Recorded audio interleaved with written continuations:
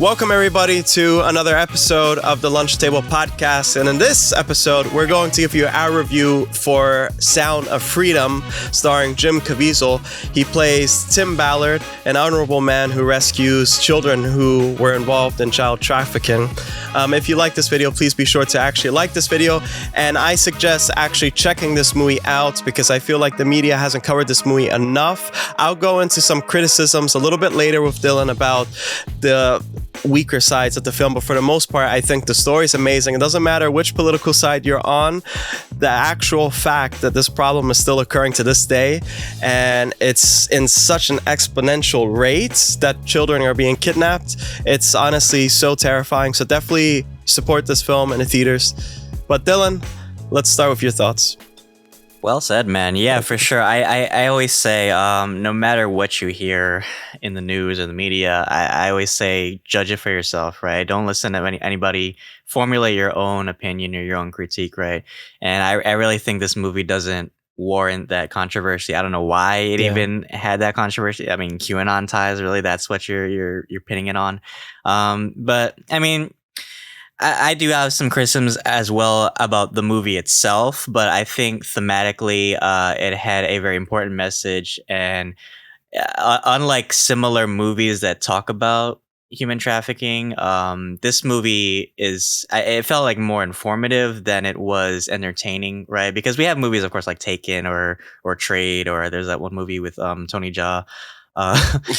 They used human trafficking as a plot, like a background plot. It's like an afterthought, right? And it's more about the action hero. Here, Jim Caviezel, I mean, he's the main character, and it's based on a true story. So, and I feel like some would say like his performance was okay for the most part. I agree with that mostly. But you know, it's a very true story, and it's a really real story. And I think it's a story about, you know, human rights violations too.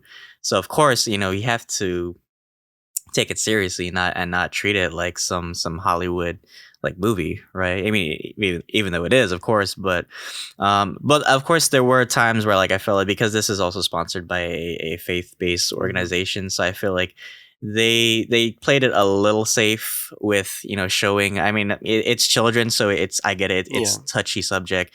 It's hard to portray that without crossing boundaries, of course. But I mean, they could have went a little bit more into it, and it's a 2-hour movie. And there are some pacing issues, I must say. Sometimes it's like a little rush, and then it drags on for certain parts too. So, but that's mainly, like I said, talking more about the movie itself. But I think thematically, the story is there. I agree. Yeah, thematically, I think the great thing is this film, I think, will always be tied to the controversy, unfortunately, but also shows how good word of mouth is as a marketing thing. You know, and the fact that this is doing pretty well on the box office. I think this movie had a budget of like $30 million or something like that, more or less. And I think the movie utilizes it really well. And I hope at least they make their money back. I think so.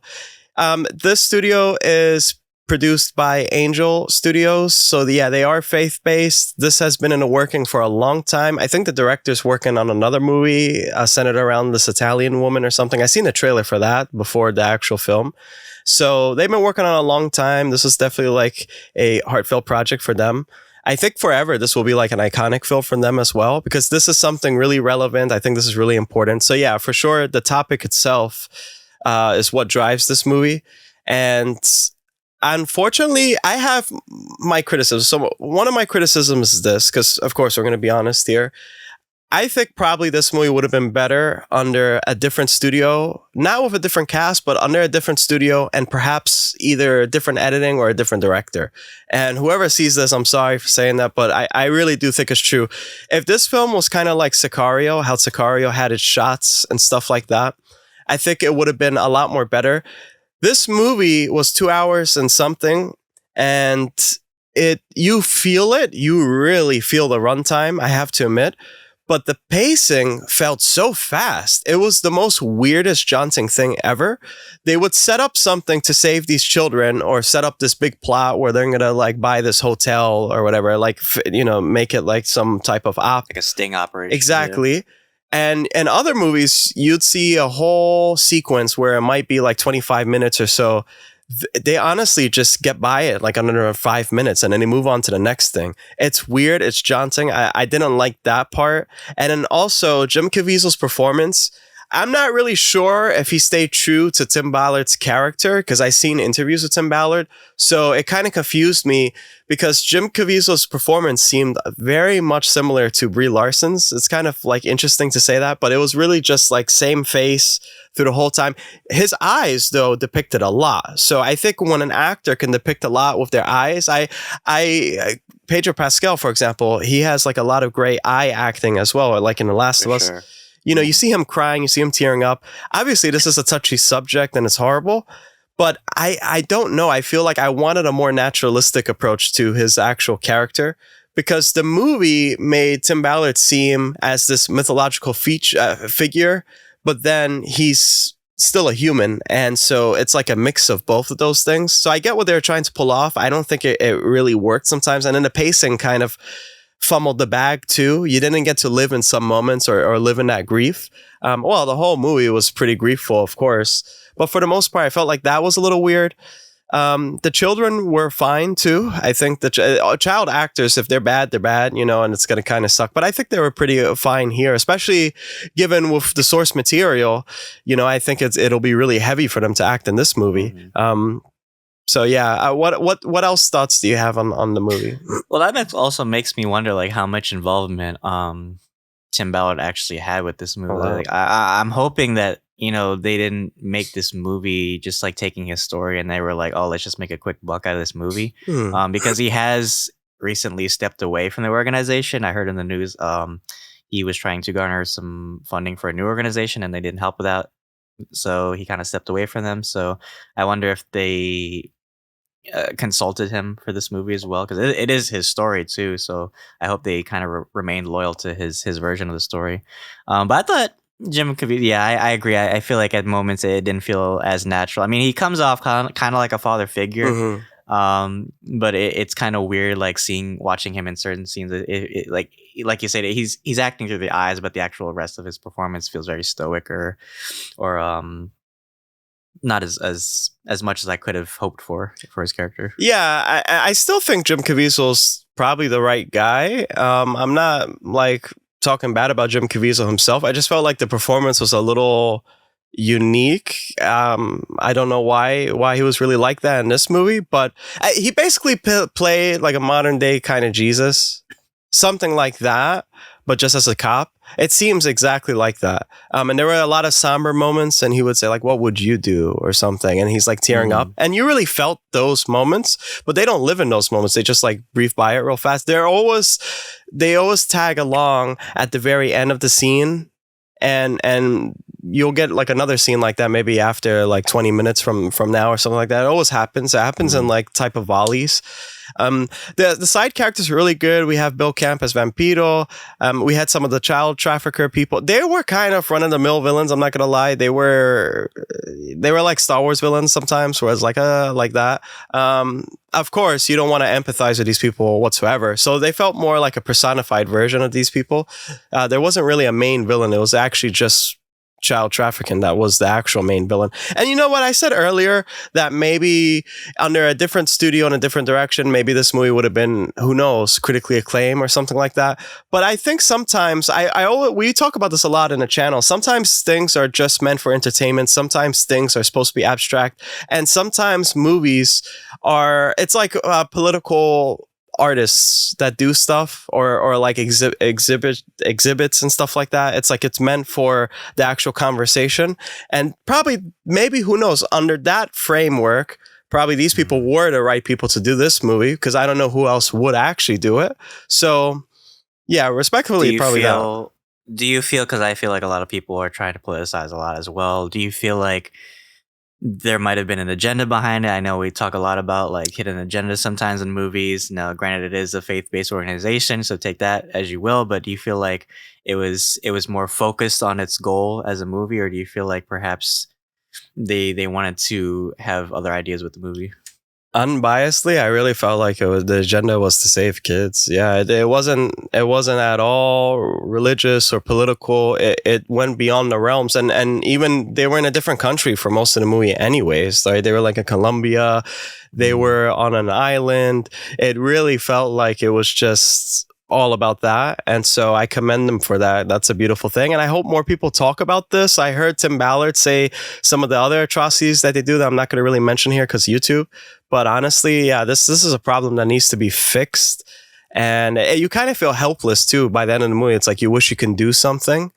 So at least they conveyed that really well. If that was an agenda, I think I'm down with that agenda, to be honest. Yeah. Yeah, that's what's so surprised that so many people and like woke people too are trying to like bash the film. I don't know why. Because I feel like if anything, you would want to promote this movie. Yeah. Because it talks about a real humanistic issue, right?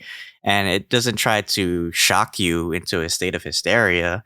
It just makes an informative exposition Right. into the issues, right? And it kind of invites you as a viewer to kind of conduct your own awareness about the topic, right? Absolutely. Yeah. I don't see a review on all, but let's just talk about that real quick. I really don't understand what's with all the controversy online. It kind of what's just funny because it's always like certain political sides, they would do something and they kind of eat themselves. It's like you want to get people on your side, you don't do it this way. I mean, you can't just bash every single thing, and this is something that you shouldn't really bash. If anything, you should be on board with it.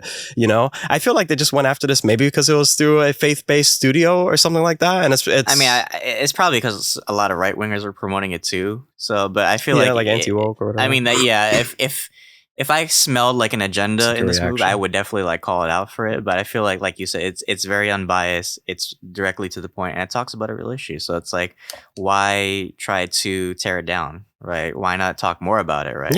Yeah, absolutely. I would love to see even a documentary after this or something. Like maybe they could go into more detail about Tim Ballard's life and the conflict that he's pursuing. Yes, seriously, I don't understand it whatsoever. And a lot of people were saying that entering AMC was like a battle. Some people were being turned away. I honestly think that's all cap. I think that's like bullshit. I thought the same thing when I actually went to the theaters. They had a cart. Some like handyman was fixing something in the theater itself. And I come to the realization, it's people probably not talking about this.